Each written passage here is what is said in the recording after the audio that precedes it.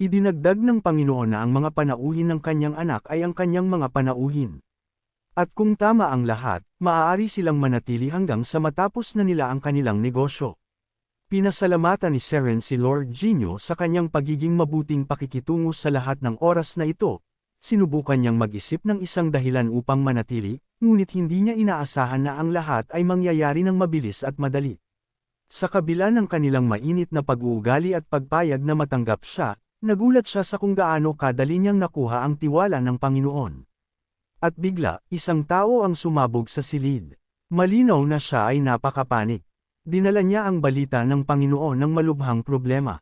Ang taong pumasok ay napansin na ang head ay hindi nag-iisa, dahil may mga panauhin na nakaupo sa mesa. Tiniyak ng head na ang lahat ay maayos, dahil sila ay mga panauhin ng kanyang anak. Ngunit tinanong kung ano ang nangyari, sinabi ng lalaki sa isang mababang tinig na 3 tao mula sa sangay ng Jans at nahanap si Ho na patay. Napagtanto ng head na ang mga scum sa wakas ay tumawid sa lahat ng mga limitasyon. Kalmado si Ho, napagtanto na ang sitwasyon sa sangay ng Yang at Hona ay maaaring magkaroon ng malubhang kahihinatnan. Siguradong nagpa siya na mag-interject at iminungkahi na maaaring nauugnay ito sa Forest King mula sa Hansen. Ngunit nagtaka ang lahat kung paano niya nalaman ang gayong mga detalye. Ipinaliwanag ng batang babae na narinig niya ang tungkol sa kamakailang interbensyon ng hari ng kagubatan sa mga gawain ng lungsod. Iminungkahi niya na marahil ito ay isang salungatan ng interes sa pagitan ng estate at mga lupain ng King na humantong sa mga komplikasyon na ito. Tinanong ni Seren kung sinubukan ba ng maaga na makipag-ayos sa kanya, idinagdag na ang hari ng kagubatan ay hindi malamang na magkaroon ng madaling pag-unawa. Ang pinuno ay humanga sa kanyang katalinuhan, ngunit nagtaka ng maglaon kung bakit ipinapaliwanag niya ang buong sitwasyon ng may kumpiyansa. Sinabi ng isa sa mga tao na sinubukan nilang makipag-ayos, ngunit ang lahat ng kanilang mga alok ay tinanggihan. Napagtanto ni Sarai na ito ay mahuhulaan habang sinusubukan na makipag-ayos sa simula ay maaaring makapinsala sa kanilang mga reputasyon. Mula pa nang sila ay tinanggihan, kahit na ang pakikipag-usap lamang sa hari ng kagubatan ay naging mahirap. Gumawa sila ng mga hakbang upang gawin ang kanyang mga lupain at bundok na hindi mapigilan sa kanila. Napagtanto ni Siren na marahil ay gumagamit sila ng isang espesyal na pormasayon. Kung tama ang kanyang hula, kinumpirma ng head na nagsagawa sila ng isang pamamaraan ng CUNY upang hadlangan ang lahat ng pakikipag-usap sa hari, na pinilit silang umalis kay Honam. Kung ito talaga ang pormasayon, kung gayon marahil ang Young Master Lirayan ay makakatulong sa kanila. Handa siyang gamitin ang lahat ng kanyang mga kapangyarihan upang makatulong, ngunit nag-atubili ang head. Naalala na sinabi ni Lirayan na siya ay naglalakbay upang mag-aral at makakuha ng karanasan. Kaya paano siya makakatulong sa ganitong sitwasyon? Gayunpaman, si Lise ay maaaring maghiganti para sa kanyang mga kasanayan sa bagay na ito.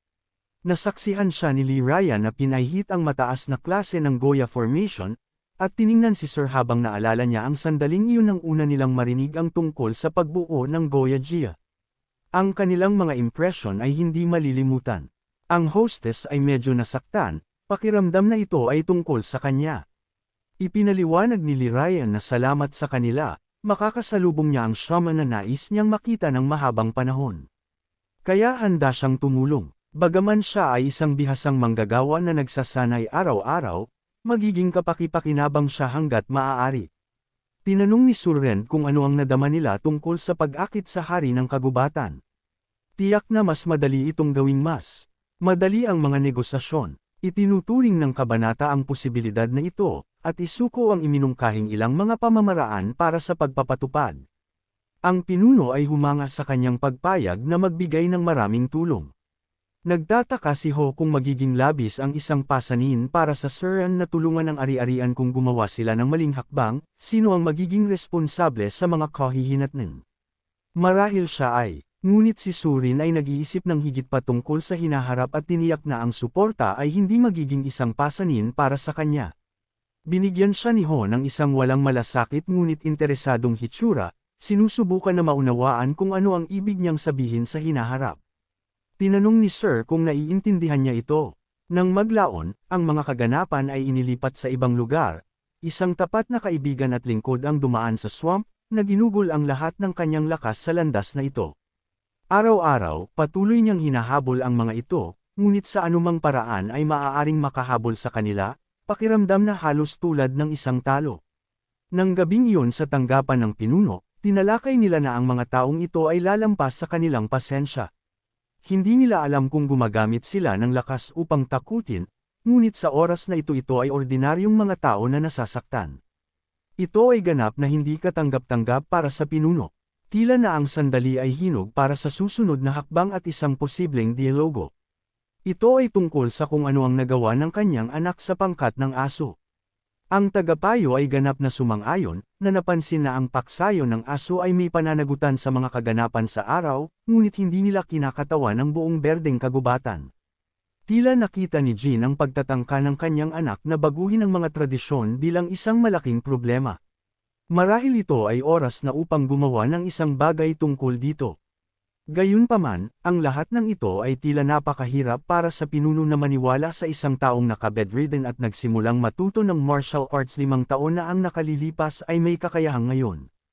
Hindi ito kapanipaniwala. Hindi na kailangang magpanggap na ang pinuno ay hindi alam kung kailangan ba niyang talakayin ito sa isang young master. Ngayon na ang oras upang makipag-usap. Siya ay nasa sabik at nag-aalala sa parehong oras, dapat ba akong magpatuloy o maging mas maingat sa mapanganib na estranghero na ito mula sa kagubatan? Nanatili si Ho buong gabi dahil may nakakagambala sa kanya at pinananatiling gising siya. Naisip niya ang maaaring mangyari dahil sa pangyayaring iyon.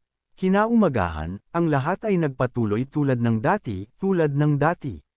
Pumunta siya sa pagsasanay sa umaga. Noong umaga, nagsimula siyang magnilay, na nakatuon ang kanyang enerhiya, itinalaga niya ang kanyang sarili ng lubusan sa pagsasanay, at sa isang tiyak na sandali, nakaramdam siya ng kakaiba. Ang mga tunog ay nagsisimulang lumitaw sa paligid niya. Ang mga konkretong bloke na may linya sa isang hilera ay nakatayo sa harap niya. Mayroong tungkol sa 5 sa kanila. Nakatuon siya sa kanila, nais na gawin silang pag-crash, na nakatuon ang kanyang pagmumuni-muni sa kanyang paghinga. Sinimulan niyang palayain ang enerhiya mula sa loob. Makalipas ang ilang sandali, nagsimulang magkalag ang mga bloke. Nanginginig sila na parang sumayaw, at nanginginig ng higit pa sa sandaling iyon. Inatasan ni Ho ang isang malakas na pagsabog ng enerhiya sa kanila tulad ng isang arrow. Ang enerhiya na ito ay bumaril sa kanya, na hinagupit ang isa sa mga bloke. Ipinadala niya ito na lumilipad sa gilid. Patuloy siyang nagpapadala ng mga pag-atake sa enerhiya. Ang mga bloke, sa ilalim ng kanilang impluwensya, ay nagsimulang lumipad sa lahat ng direksyon. Sa pamamagitan ng isang alon ng kamay, sinimulan niyang iikot ang hangin sa paligid. Di nagtagal, ang lahat ng mga bloke ay lumipad sa iba't ibang direksyon.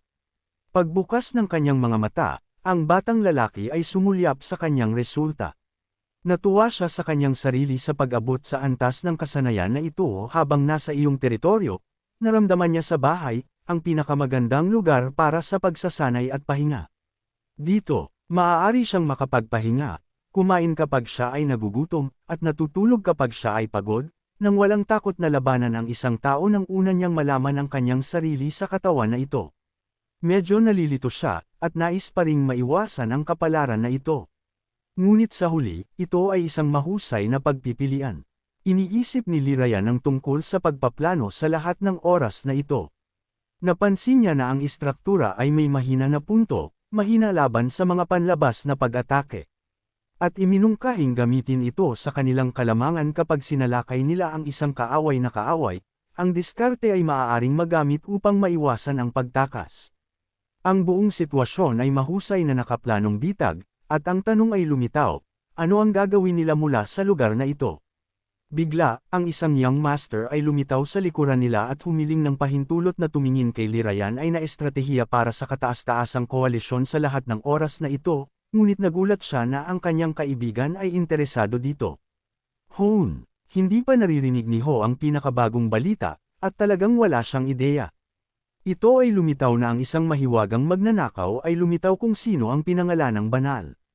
Idinagdag ni Sir na hindi siya dapat ma-underestimated, dahil sa oras na ito, ninakawan pa niya ang Samshi Association. Ang tanging tanong ay, posible ba talaga pagdating nila rito, kumilos si Sir na kakaiba, na parang siya ay naging isang miyembro ng kanilang pamilya, magpakailanman ay nakakakuha ng lahat ng uri ng problema. Sinimulan pa ring isipin ni Ho na ang batang babae na ito ay nagpaplano na manatili dito. Surin at ang head. Hindi naniniwala na kahit na ang mga master ng antas ng master ay maaaring hawakan ito sa kanilang sarili, at nag-alinlangan na ang magnanakaw ay nag-iisa. Si Ho ay tumingin kay Sir na kainahinala, kahit na ang kanyang maliit na kapatid na babae ay nagsimulang mag-ikot sa paligid niya, at ang kabaitan na ito ay nagtaka sa kanya kung dapat ba siya sa isang bagay. Ipinaliwanag ng head na ang Samhui Association ay isa sa 4 na mahusay na asosasyon ng Central Plains, at nakasalalay sila sa pamilyang Hui. Kakaiba na nangyari ang gayong insidente. Matahimik. Sigurado na ang pamilyang Hui at ang Merm Alliance ay maaaring mawalan ng kanilang reputasyon dahil sa pangyayaring ito. Dapat silang magpanik ngayon, sa malapit na hinaharap. Maaari silang humiling ng kooperasyon ng samahan ng kalakalan. Sa kaso ng banal na magnanakaw, ang kabanata ay nakatanggap ng isang liham mula sa Alliance kaninang umaga na nagsasabing magpapadala sila ng isang investigator dito. Nagtataka si Ho kung bakit hiniling ng head kay Liraya na suriin ang seguridad ng gusali kung sakaling ang isang magnanakaw ay nagpasya na masira sa kanila. Ang head ay sigurado na, pagkatapos ng nangyari sa samahan ni Sam Hui, ang magnanakaw na ito ay isang malubhang banta. Ang mga ito ay isa sa mga kung saan ang malaking halaga ng pera ay pumasa. Kumbinsido si Seren na ang dahilan na ipinadala ng alyansa ang investigator ay dahil naniniwala sila na ang hitsura ng isang magnanakaw sa kataas-taasang koalisyon ay malamang na kinumpirma ng head na ang master ng kataas-taasang koalisyon ay kumonsulta sa emperor sa bagay na ito. Bigla, sumabog si Anho na tumatawa. Nagbiro siya na ititigil ni Seren ang pagtakot sa kanyang ama at magdulot ng hindi kinakailangang gulat. Kumbinsido ang batang lalaki na ang kanyang gawain sa kanyang ama ay simpleng hanapin at mahuli ang magnanakaw na ito. Ipinangako niya na siya mismo ang darating at makukuha siya, kung sino man siya, nang walang labis na mga plano o komplikasyon. Sa isang lakad kasama ang kanyang kapatid na babae, sinabi niya kung gaano siya natutuwa na si Seren ay nakatira sa kanila.